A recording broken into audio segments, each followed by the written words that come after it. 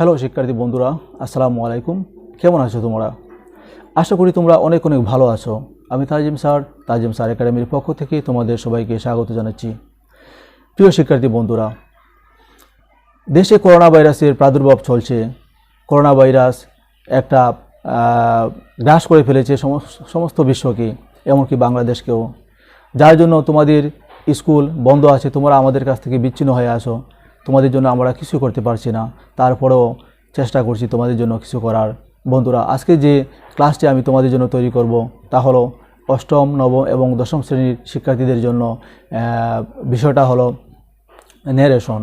তো তোমরা এই ক্লাসটা খুব ভালোভাবে উপভোগ করবে এবং সেটা ডাউনলোড করে তোমরা ঘরে বসে সেটা আয়ত্ত করবে। তো চলো বন্ধুরা, চলে যাই আমরা আজকের মূল ক্লাসে। তো মূল ক্লাসে যাওয়ার আগে তোমাদের নিকট আমার রিকোয়েস্ট, তোমরা যদি আমার চ্যানেলে নতুন হয়ে থাকো তাহলে please please please subscribe my channel. তো সাবস্ক্রাইবটা করলে কি হবে? সাবস্ক্রাইব যদি তোমরা করো তাহলে পরবর্তী যে ভিডিওটা বা যে ক্লাসটি আমি আপলোড করব সেটা সবার আগে তোমাদের কাছে চলে যাবে।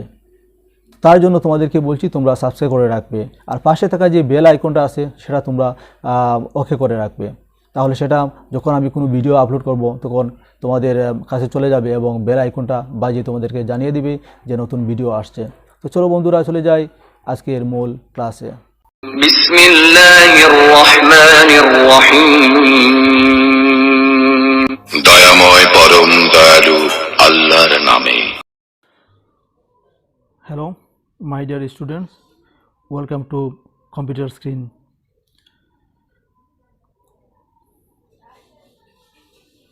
Look at the screen and see the first slideshow. Running the first slideshow. And attention please.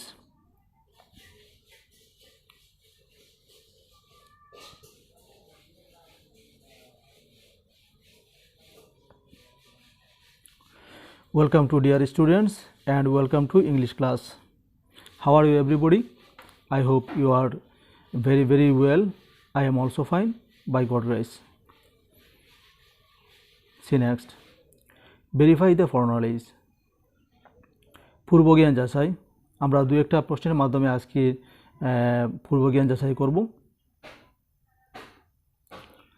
Look at the following sentence. Said said, I am well. He said that he was well. My dear student, what can we say this sentence? এই যে দুটি sentence আমরা এখানে দেখলাম, যে Saeed said I am well, he said that he was well. তো এই সেন্টেন্সগুলোকে আমরা কোন ধরনের সেন্টেন্স বলতে পারি বা আমরা কি বলতে পারি এগুলোকে? তো চলো আমরা একটু দেখে নিই এগুলোকে আমরা কি বলতে পারি। তো তোমরা আশা করা যায় এই মুহূর্তে বলতে পারবে। তারপরে আমরা একটু দেখে নিই এগুলোকে আমরা বলতে পারি narration. Good, very good. Announcement the lesson. আজকের পাঠ ঘোষণা। আজকে আমরা কোন পাঠটা আলোচনা করব, এখন আমরা পাঠটা ঘোষণা করব। Today's topics narration. Okay, now we will discuss about narration. আজকের আলোচনার বিষয়টা হলো ন্যারেশন। তো মাই ডিয়ার স্টুডেন্ট, তোমরা খাতা কলম নিয়ে প্রস্তুত হও এবং আমার ক্লাসটা অত্যন্ত মনোযোগ সহকারে উপভোগ করো। Lesson outcomes. Class 8, 9 and 10. Subject English second paper. Special subject grammatical. Today's subject narration. Learning outcomes. After the lessons, student will be able to what is narration, how many kinds of it, write their name, define with examples and rules of narration. এগুলো আজকের আলোচনা থেকে আমরা এগুলো শিখব। See next. At first, what is narration? The speaker describes his remarks to other person is called narration. বক্তা তার বক্তব্য অন্যের নিকট বর্ণনা করাকে narration বলে। আশা করি বুঝতে পেরেছো। Kinds of narration: direct narration and indirect narration. Now, direct narration. The speaker describes his own remark directly to other persons is called direct narration. বক্তা তার বক্তব্য হুবহু অন্যের নিকট বর্ণনা করাকে ডাইরেক্ট narration বলে। For example, the doctor said I am well. Okay? Now, Indirect narration. The speaker describes his own remark indirectly to other persons is called indirect narration. বক্তা তার বক্তব্য পরোক্ষভাবে অন্যের নিকট বর্ণনা করাকে ইনডাইরেক্ট ন্যারেশন বলে। Okay, for example, the doctor said that he was well. See next. The rules of direct to indirect narration. তো এখন আমরা ডাইরেক্ট ন্যারেশন থেকে ইনডাইরেক্ট ন্যারেশন করব। তো সাধারণত ন্যারেশন আমরা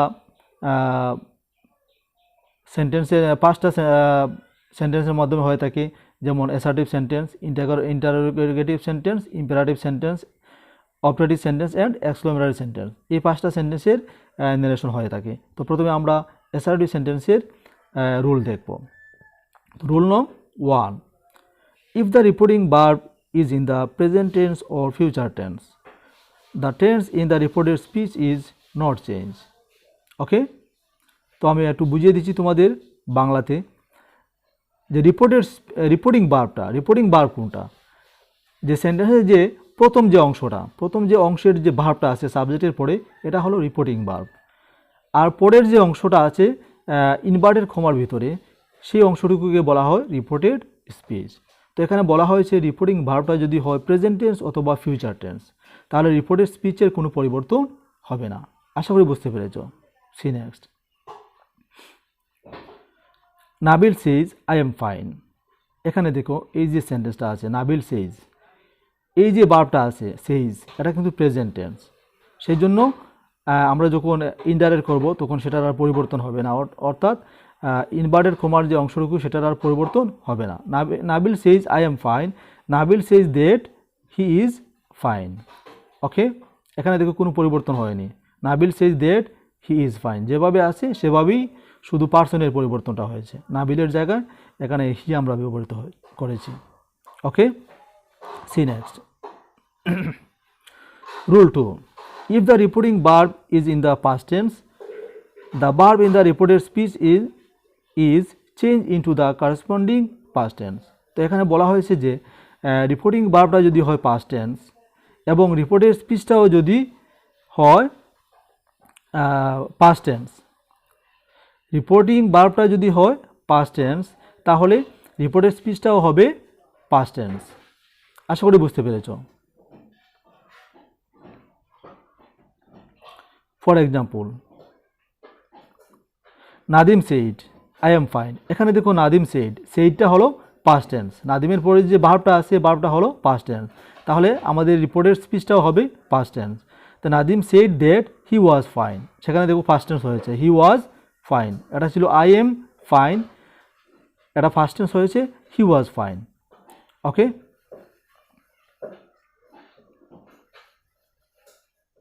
rule 3, if the reporting verb is in the past tense and the verb of the reported speech is in the past indefinite tense, it is changed into the past perfect tense.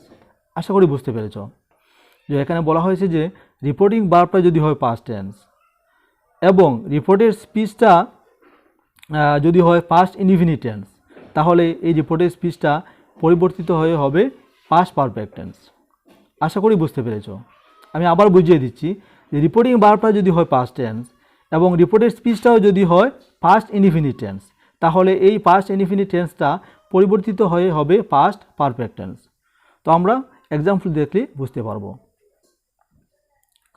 Urmi said I went to school. এখানে দেখো Urmi said, এই সেইডটা হলো past tense, I went to school এটা হলো past indefinite tense, তাহলে I went to school এটা পরিবর্তিত হয়ে হবে পাস্ট পারফেক্ট টেন্স। তাহলে ইনডাইরেক্ট হবে Urmi said that she had গান টু স্কুল, এটা দেখো পাস্ট পারফেক্ট টেন্স হয়েছে শি হ্যাড গান to school. Okay, rule 4, if the reporting verb is in the past tense and the verb in the reported speech is in the past continuous tense, it is changed into the past perfect continuous tense.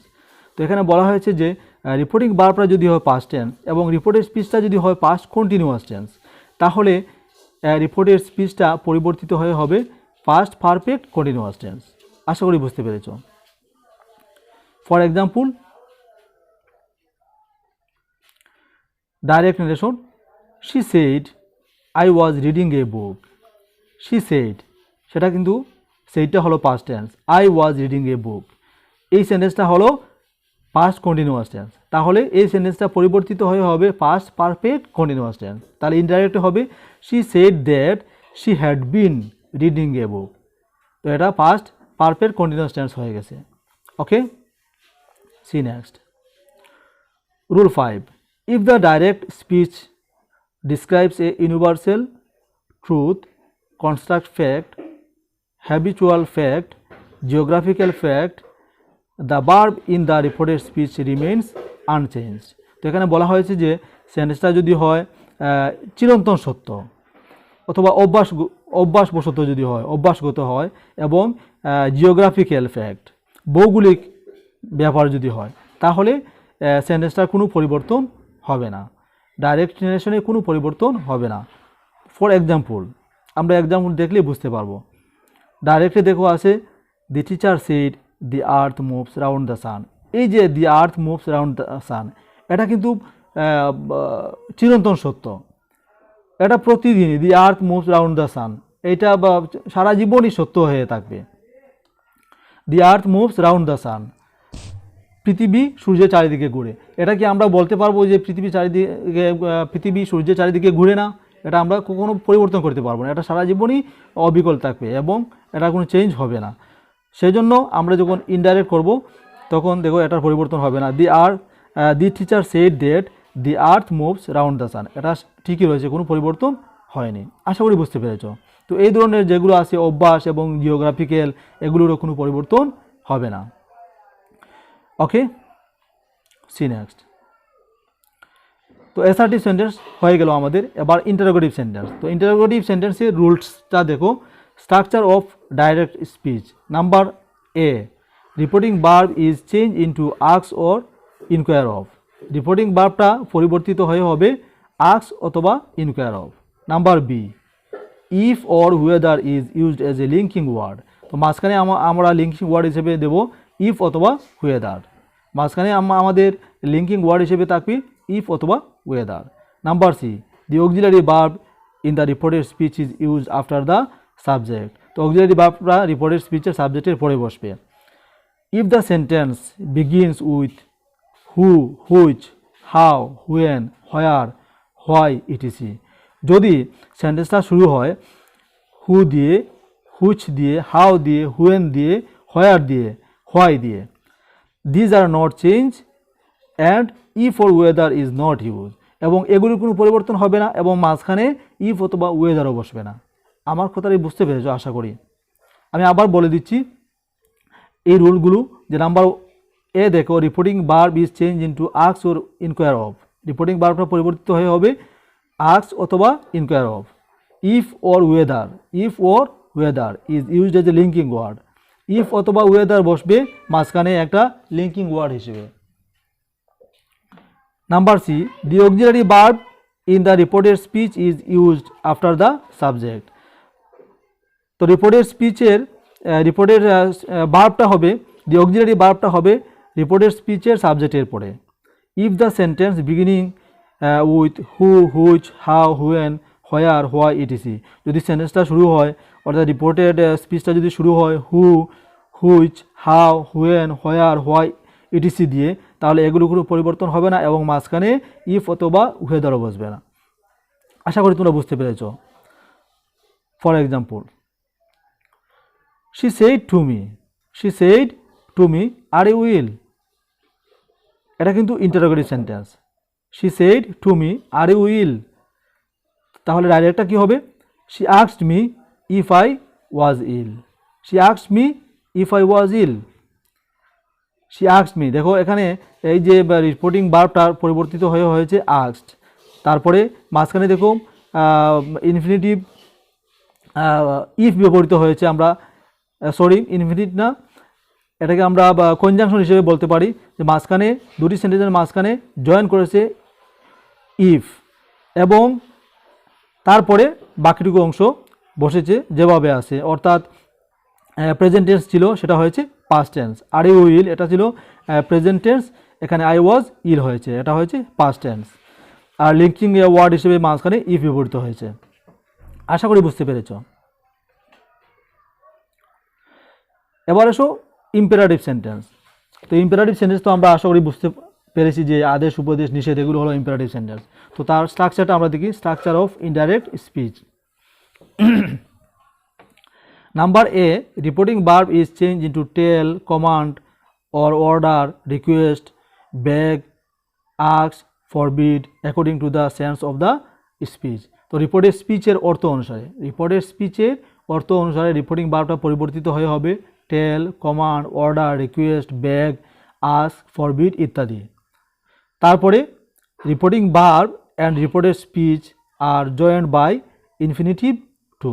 তো মাঝখানে আমরা যে দুটি সেন্টেন্সকে join করব তাই infinitive to দিয়ে আমরা join করব। আশা করি বুঝতে পেরেছ। For example, the teacher said to us do not tell a lie. এটা দেখো একটা imperative sentence, do not tell a lie. The teacher said to us do not tell a lie. তাহলে ইনডাইরেক্ট হবে the teacher forbid us to tell a lie. আশা করি বুঝতে পেরেছ।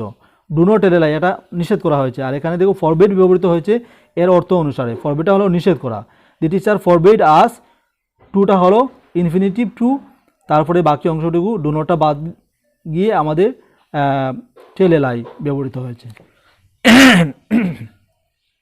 আশা করি বুঝতে পেরেছ। See next. এবারে অপারেটিভ সেন্টেন্স, ইচ্ছা বা প্রার্থনা সূচক যেটা অপারেটিভ। তো স্ট্রাকচারটা দেখো, the reporting verb is change into wish or pray. The reporting ভার্বটা পরিবর্তিত হয়ে হবে উইশ অথবা প্রে হবে। That is used as a linking word. Linking word হিসেবে ব্যবহৃত হবে মাঝখানে that. Used may or might after the subject or reported speech. তো রিপোর্টেড স্পিচের সাবজেক্টের পরে আমরা মে অথবা মাইট ব্যবহার করব। আশা করি বুঝতে পেরেছ।